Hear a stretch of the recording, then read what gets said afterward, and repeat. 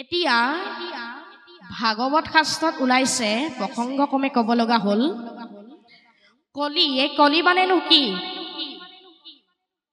কলি শব্দটোৰ অৰ্থটোনো কি?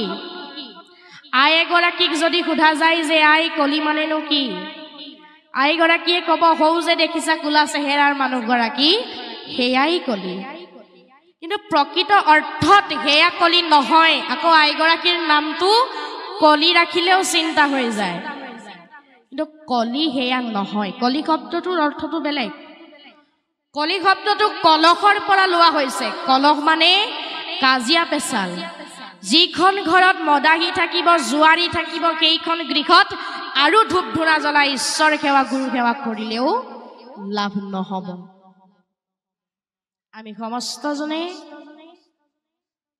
কলিৰ প্ৰভাৱত যদি পৰিব নাই বিচৰা, তেনেহলে শ্ৰী হৰিৰ চৰণ কমলত আমি শৰণাপন্ন হ'ব লাগিব। কাৰণ য'ত ভকতে ঈশ্বৰৰ নাম লয় তাত কিন্তু কলি নাথাকে। এতিয়া এই কলিনো জন্ম ক'ৰ পৰা হ'ল? অ ৰামে ব্ৰহ্মাৰ তনয় পৰা কলি উপজিলা, পৰম দাৰুণ দেখা বিৰিঞ্চি দেখিলা। ব্ৰহ্মাৰ গাৰ পৰা কিন্তু কলিৰ জন্ম হ'ল। কলিৰ চেহেৰাটো দেখিবলৈ কেনেকুৱা? কুৎসিত, ভয়ংকৰ, কিচকিচকে কোলা। কোলা লওঁ বুলি ক'লেও ল'ব নোৱাৰি। ব্ৰহ্মাই তনয়, ব্ৰহ্মাৰ গাৰ পৰা জন্ম হ'ল। বিৰিঞ্চি, বিৰিঞ্চি মানে ব্ৰহ্মা।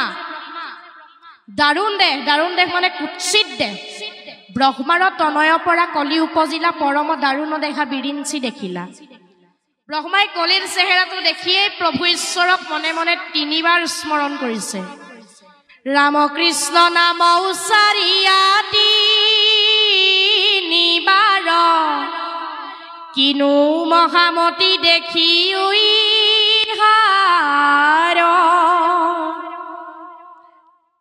ব্ৰহ্মাই ৰামকৃষ্ণ ৰাম প্ৰভু কি যে অদ্ভুত ল'ৰা জন্ম দিলো, দেখিবলৈ ভয়ংকৰ, কিচকিচকে কোলা। এই কথা ভাবোতেই কলিয়ে ব্ৰহ্মাক মাত লগাইছে, হে পিতা, তুমি মোক সৃজন কৰিলা, তুমি মোৰ পিতা। পিতা হলেই নহব, হা সম্পত্তিৰ ভাগ লাগিব।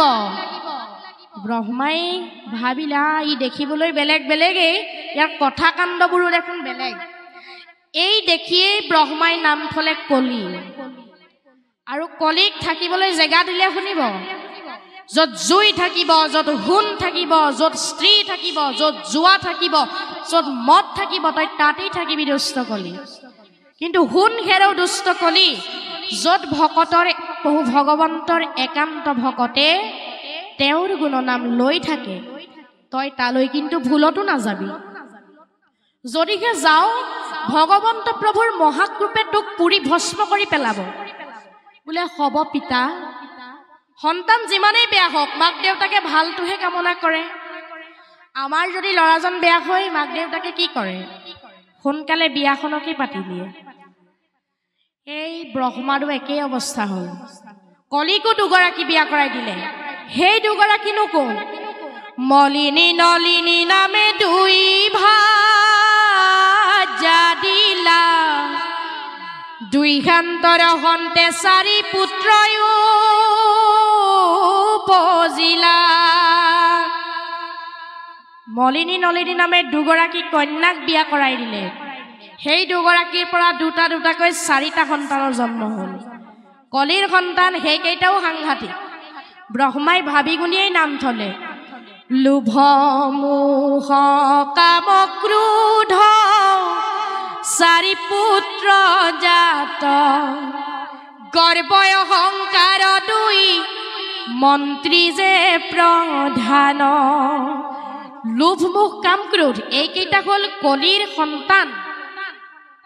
দম্ভ আৰু অহংকাৰ হ'ল কলিৰ প্ৰধান 2 মন্ত্ৰী। গতিকে হে বাপাই সমস্ত, য'ত কলি থাকিব তাত কিন্তু আনন্দ নাথাকিব, য'ত আনন্দ নাথাকিব তাত ভগৱন্ত নাথাকিব। গতিকে আমি এই কলি থকা বস্তু কেইপদৰ পৰা পাৰিলে অলপমান দূৰত থকাটোৱে আমাৰ বাবে উচিত হ'ব। কাৰণ যিখন ঘৰত কলি থাকিব সেইখন গৃহত ভগৱন্তই বাস নকৰে।